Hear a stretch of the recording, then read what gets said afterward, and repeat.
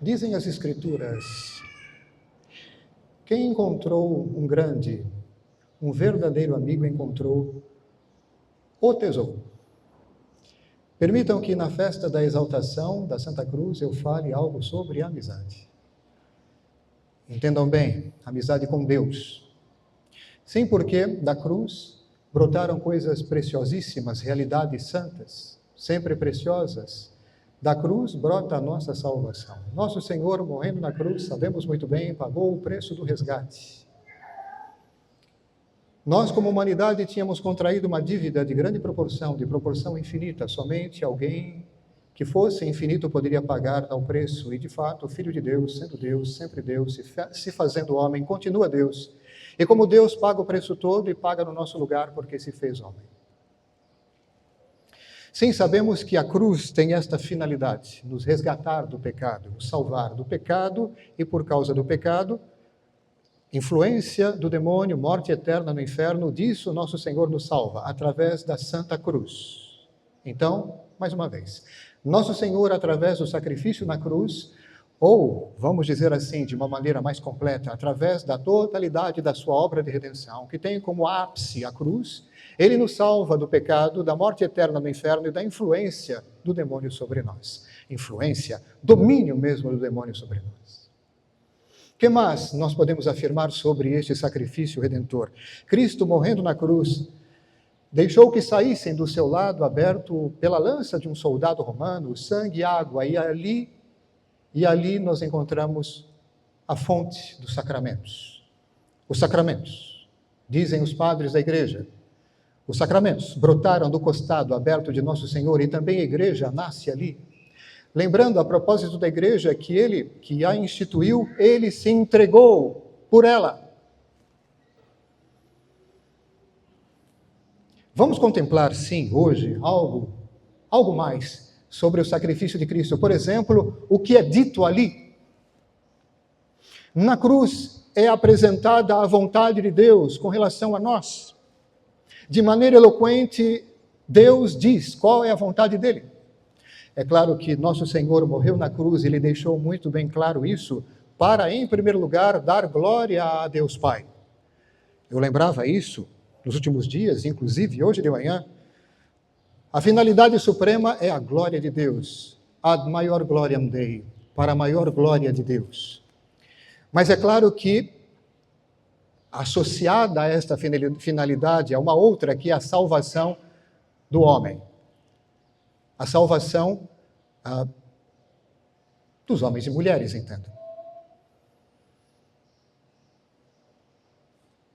Nosso Senhor Jesus Cristo, sim, então, pagou o preço do resgate e ali, ele conquistou para nós o acesso à graça que nos coloca efetivamente numa condição de amizade com Deus.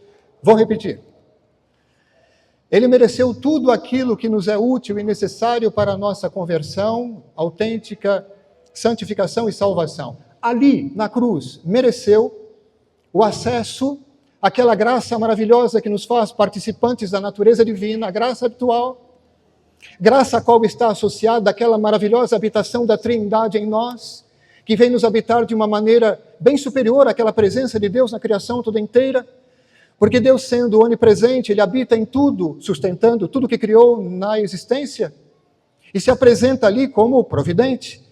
Sua presença é a presença de Criador. Porém, a presença dele por esta graça maravilhosa que nos conecta vitalmente com Deus e nos eleva a um plano superior sobrenatural, essa graça permite uma presença toda especial de Deus em nós, presença como pai, esposo e amigo.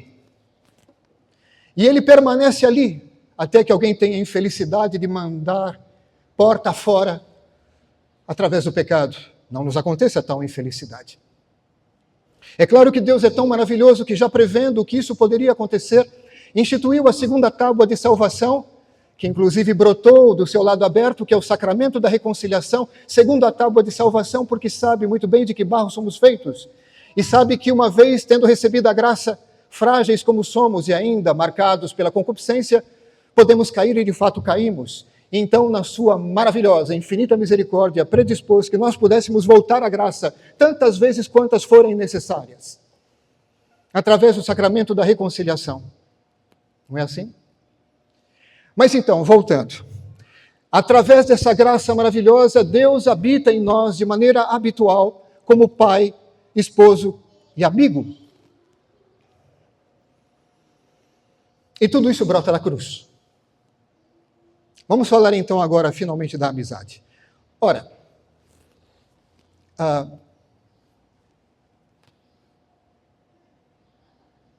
amigo mesmo, é os amigos são aqueles que querem a mesma coisa e que rejeitam as mesmas coisas, que amam as mesmas coisas e que detestam as mesmas coisas, ou seja, sintonia perfeita, comunhão perfeita, estão de acordo.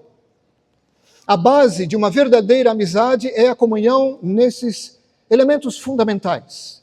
Mais do que sentimento, mais do que emoção, é a concordância nesses pontos fundamentais. Ora, se nós falamos de amizade com Deus, esta lógica se aplica também na nossa relação com Deus. Mas, antes de falar disso, vamos lá. O que Deus quer? O que Ele quer? Olhemos para a cruz. Quando nosso Senhor se entrega do jeito que se entrega, é claro que Ele quer a maior glória de Deus. Ele quer a salvação do homem. Ele quer a nossa santificação. Ele quer que nós participemos da vida de Deus, da sua natureza. Quer que nós nos convertamos e como Ele se alegra por um só pecador que se converte. O céu faz festa por um só pecador. Lembram-se disso? Deus quer muito mais isso tudo para nós do que nós mesmos queremos. Deus quer muito mais a nossa salvação e santificação do que nós queremos. Isso Ele quer. Deus quer que todos se salvem e cheguem ao conhecimento da verdade. Isso é literal nas Escrituras. Lembram-se? Então, a maior glória de Deus, a nossa salvação, santificação, entendem por onde vai a vontade de Deus que se expressa na cruz. E é claro, em associação a tudo isso que é o essencial, quantas outras coisas, Ele quis a sua igreja como instrumento privilegiado para continuar a esposa de Cristo, para continuar a obra de redenção de Jesus. Ele quis os sacramentos que nosso Senhor Jesus Cristo instituiu. Ele quis que Jesus trouxesse a plenitude da revelação e que a doutrina toda inteira de Deus fosse transmitida sem falhas, da maneira que nós conhecemos muito bem, através do ministério que é o magistério, que conta com a assistência maravilhosa do Espírito Santo para que tudo seja inerrante. Não é isso? Tudo isso parte da cruz. A cruz que é o centro da história, o elemento mais importante da história. Isso Deus quer. Agora vamos olhar para a cruz e ver o que Ele ama. Ora, é claro que Deus se ama a si mesmo de maneira necessária, não poderia ser diferente. Deus ama-se a si mesmo sobre todas as coisas, porque esta é a ordem. A criatura mais perfeita deve ser amada em primeiro lugar. É por isso que Ele nos ordena a viver a justiça dessa forma. Amar a Deus sobre todas as coisas é uma questão de justiça, porque merece maior amor quem na escala da perfeição está acima de todos, Deus. Então Ele se ama necessariamente a si mesmo e depois, secundariamente, nos ama livremente, de amor, de benevolência e de complacência. Benevolência significa o seguinte: Ele nos criou para nos fazer participar da sua plenitude, da sua vida. Isso é benevolência. Ele não precisa, disso tudo. Nós é que precisamos. Ele quis que nós tivéssemos parte em toda essa plenitude. Entendem? Benevolência. É gratuito, é generoso, é imenso. E quando, por exemplo, Ele nos dá e nós acolhemos, por exemplo, essa graça e nós nos assemelhamos a Ele na sua própria razão de deidade, ou seja, nos assemelhamos a Deus enquanto Deus, Ele, vendo-se em nós, nos ama por amor de complacência. Guardadas as proporções e aquele amor que nosso Senhor, que o Pai manifestou com relação ao seu Filho, por ocasião do batismo, e por ocasião da manifestação da glória no Monte Tabor. Eis o meu Filho muito amado, em quem eu me comprazo. Amor de complacência, porque Ele é a imagem perfeita do Pai. E quanto mais, caros fiéis, nós avançamos o caminho da santificação, quanto mais nós nos unimos a Deus e nos tornamos semelhantes assim pela graça, mais isso suscita em Deus, com relação a nós, este amor de complacência. Entendem? É assim que Ele nos ama. A cruz fala isso também. Agora vamos lá, o lado negativo. O que Ele detesta? Ele detesta aquilo que o nega, o que nega a Deus de verdade, o que o ofende ao pecado. O pecado, mais do que transgressão de um mandamento, é ofensa a Deus e, portanto, negação de Deus. Isso ele detesta. Ele detesta o pecado porque este tal pecado também destrói esta imagem bela que ele quer em nós, dele. A imagem que nós somos de Deus é completamente estragada por causa do pecado. Ele nos ama tanto que quer nos ver livre disso que nos estraga, que nos faz mal, que nos afasta dele, que nos aparta dele e que nos afasta dessa plenitude para a qual fomos feitos. É só olhar para a cruz para perceber o quanto que ele detesta a cruz. Eu vou dizer assim, nosso Senhor Jesus Cristo, no alto da cruz, mostra que ele é o inimigo, Deus, o inimigo número 1 do pecado. Ele não veio simplesmente para colocar o pecado um pouquinho do lado, ele veio destruir o pecado. Na cruz, Deus mostra que é o inimigo número 1 do pecado, não do pecador, não do pecador. E ele sabe muito bem, lembrem-se, separar a pessoa do pecador do seu pecado. Ama profundamente o pecador a ponto de se entregar por ele, do jeito que se entregou. Mas detesta. Detestar, vocês vão entender a expressão, ele odeia, isso é teológico. Encontramos nos livros clássicos de teologia o ódio de aversão que Deus tem com relação ao pecado, que o ofende e que estraga a sua criatura. Bom, tudo isso como preparação, então, para falar da amizade. Se amizade significa querer o que o amigo quer, amar o que o amigo ama, detestar e odiar com ódio de aversão aquilo que é mal, falando de uma amizade pura, de uma amizade autêntica, como, por exemplo, no caso de Deus, seguindo tudo aquilo que Deus nos mostra para que vivamos autenticamente essa amizade. Então, vamos lá. Acolher a amizade com Deus significa, em primeiro lugar, fisicamente, acolher essa graça que nos coloca num estado sobrenatural de amizade com Deus. Se eu acolho a graça, Deus vem morar em mim como amigo. Então, já fisicamente, acolhendo essa graça, eu acolho o amigo em mim. Já é um ponto de partida fundamental, físico mesmo, entendam, desta amizade. Se eu quiser que ela continue, que ela permaneça, que ela perdure, que ela seja frutuosa, então que eu viva em conformidade com essa amizade. Que significa querer o que um amigo quer. Daí, caros fiéis, a importância da conformidade com a vontade de Deus em tudo, para viver essa santa amizade com Ele. O que Deus quer, maior glória de Deus Pai, eu quero também. O que Deus quer, a salvação de todos, eu quero também. É isso que impulsiona, por exemplo, a nossa oração em favor de todos nós, que precisamos, todos nós pecadores, precisamos da oração de uns pelos outros. É isso que impulsiona a missão verdadeira. Não uma missão fake, uma missão finta, que vai lá dizer, não, tá tudo bem, não quero mudar nada nem ninguém.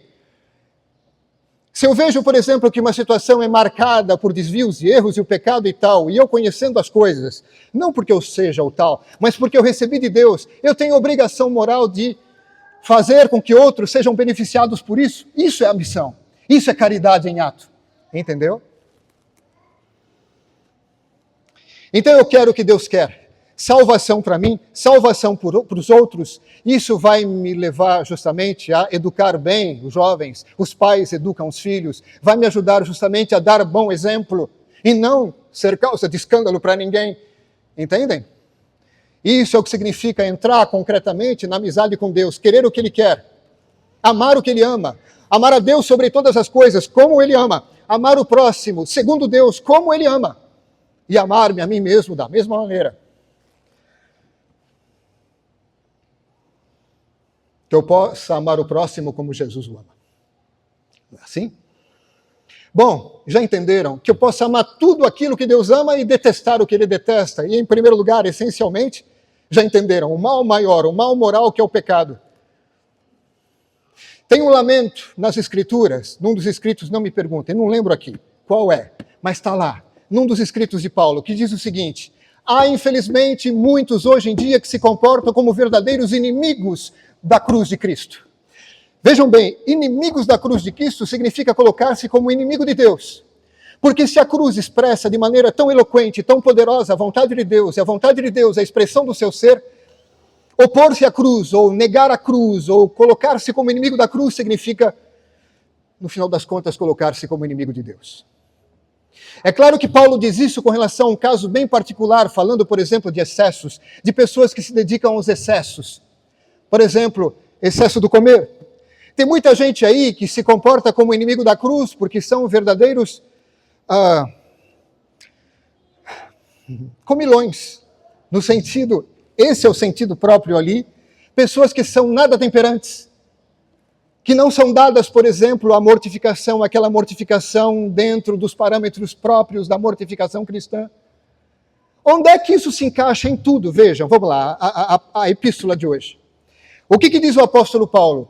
Tende em vós os mesmos sentimentos de Cristo Jesus. Ele, sendo igual a Deus, não fez da sua igualdade com Deus uma usurpação, mas ele esvaziou-se a si mesmo, assumindo a condição de escravo, rebaixando-se, assumindo a condição humana, a condição de servo, passando pela morte e morte humilhante. E foi obediente até a morte, morte de cruz. Por isso Deus Pai o exaltou e lhe deu o nome que está acima de todo nome, para que perante o nome de Jesus se dobre reverente todo o joelho nos céus, na terra e nos infernos. E toda língua reconheça para a glória de Deus Pai que Jesus Cristo é Senhor. É a epístola. Não é assim? Ora, comportar-se como amigo de Deus e amigo da cruz significa imitar Jesus, claro, sempre com a ajuda dele, senão não dá. Imitar os sentimentos, as disposições.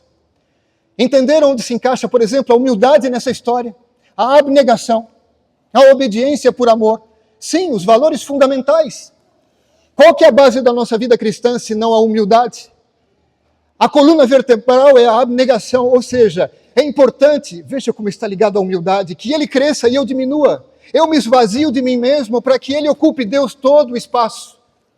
Ah, mas assim eu vou perder para ganhar. Porque se eu me esvazio de mim para que ele ocupe, não perdendo a minha identidade e não me anulando como ser, não, ele me eleva, ele me enriquece. Eu perco para ganhar, entendem?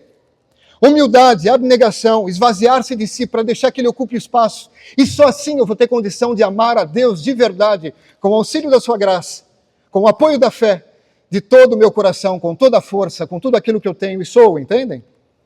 E então obedecer por amor a Deus até o fim, até as últimas consequências, com alegria e grande generosidade, vivendo o martírio cotidiano de sangue ou não sei, mas o martírio cotidiano.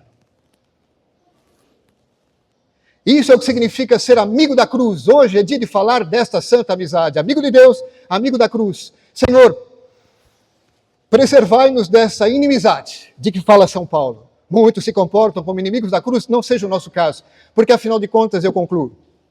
Nós vivemos um tempo muito difícil em que a sociedade parece cada vez mais inimiga da cruz de Cristo. Inimiga daquilo que a cruz representa.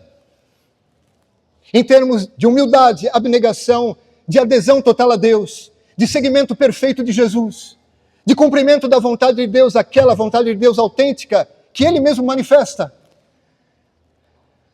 Vivência de fé autêntica. Eu vejo que em tantos cantos, não vamos generalizar, porque toda generalização não me parece uma coisa conveniente, mas é bem verdade que essa atitude se parece bem presente em tantos cantos, de aversão à cruz. Até mesmo os símbolos causam aversão nas pessoas. E não fiquem achando simplesmente que é por uma questão de pura laicidade. Me parece que tem algo mais por trás. Algo mais. Claro, tem pessoas quiciosas, enfim, neutralidade. Eu não vou entrar nisso hoje, é um assunto que mereceria uma outra reflexão. Mas a maneira como se comportam perante este símbolo sagrado que sempre marcou a história do nosso país, diz muito sobre este crescente mal-estar com relação ao que representa aquele símbolo, que ele mesmo, enfim, é um símbolo. Mas o que ele representa, que é algo poderoso, isso nos incomoda. E de fato, como diz aquele grande autor, a luz, Jesus fala de luz aqui, não é? A luz alegra os olhos sadios, mas incomoda profundamente os olhos adoentados. Quando nós entendemos o que é a cruz e nos colocamos na presença da cruz, e nós nos alegramos, gozamos de boa saúde nesse campo. Se uma pessoa, por exemplo, sente um desconforto, uma espécie de alergia, não entre em pânico. Reconheça que precisa de ajuda, porque a cruz de Cristo não é o mal. Muito pelo contrário. Não é sinal de derrota, mas de vitória sobre o mal. Fonte de bênçãos. É apresentada, inclusive, como trono da graça. E o próprio apóstolo diz, aproximai-vos com confiança do trono da graça para receber graça em tempo oportuno. Pois bem, falar de cruz significa falar da missa, né? Ela, a cruz que se faz realmente presente de maneira incruenta na missa. Aproximar-se do altar da graça, significa aproximar-se da cruz, significa aproximar-se da missa. Quanto mais nós amamos o que acontece na missa, entendemos o sentido profundo da missa, e portanto amamos tudo isso, porque a obra de Deus é o ápice, mais nós nos aproximamos dessa atitude de amizade com Deus e com a sua cruz. Ele se encarrega, Ele mesmo, de nos enriquecer, nós que nos colocamos sob esta chuva de graças eucarísticas que recebemos apenas nesse contexto aqui. Bendito seja Deus pela cruz, bendito seja Deus pela vitória da cruz e por tudo aquilo que veio para nós dali. Bendito seja Deus pela missa. Eu peço simplesmente, então, para viver isso de maneira adequada, Senhor, apesar de nossas limitações, apesar de minha miséria, desejo ardentemente, Senhor, viver esta maravilha. Claro, sempre com o auxílio de Nossa Senhora, a Mãe da Divina Graça, a Mãe da Santíssima Eucaristia, Nossa Senhora das Dores, cuja memória celebramos amanhã, não é à toa. Louvado seja nosso Senhor Jesus Cristo. Em nome do Pai, do Filho e do Espírito Santo. Amém.